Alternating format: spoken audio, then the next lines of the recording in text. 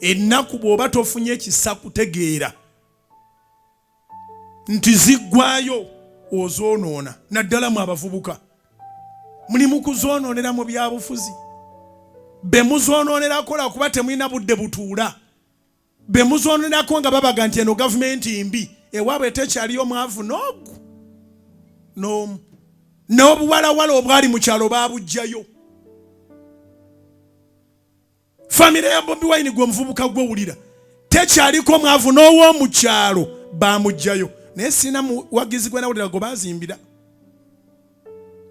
Sina muwagizi waabwe gwe nawulira gwe baazimbira. Nti n'abafudde baamulekwa tebalina kiyambi.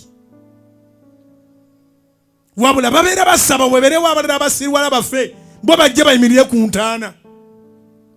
Olimirira ku ntaana nga batandika nga bamulaba embeera eno naye nga afudde si waabwe. Nja kubabuulira amazima anyiiganyiige, amazima ga Katonda mu ggulu. Mu famire y'Abanyanzi tewakyaliyo mwavu n'ogu. Bye batunda teri abimanyi naye bonna bagagga.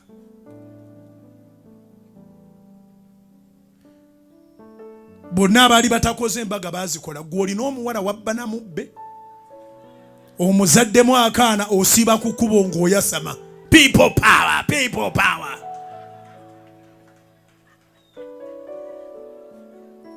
Gye wajja omuwala tebaamukuwa.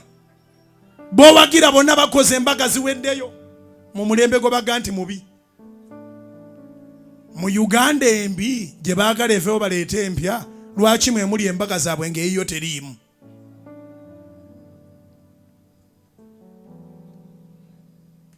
Era nasanyukira nnyo Bishop weeyo mu Northern Uganda omukatuliki. Yajja agaba omukisa, omanyi ogwabwe gwa Lweyo. Yajja agaba omukisa mu Lweyo bw'akoza mu mazzi ag'omukisa. Bwe yatuuka wali omuyaayi sijja ggumuwa.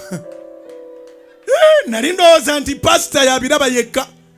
Naye ne Bishop w'Abakatuliki mu Northern Uganda abimanyi. Aba wano mmwe mwewuunza. Abali mu North abawona kkonyi tebaagala kuddamu kulaba ku lutalo lwonna. Abali wano mwe mugambe Mary yasimbye eddaka e Mombasa yaleese byamaguzi. Wani yaga nti bwekuba emanyi gw'owagira. Tetwetaaga lutalo. Obeeri yategedde kye ngamba.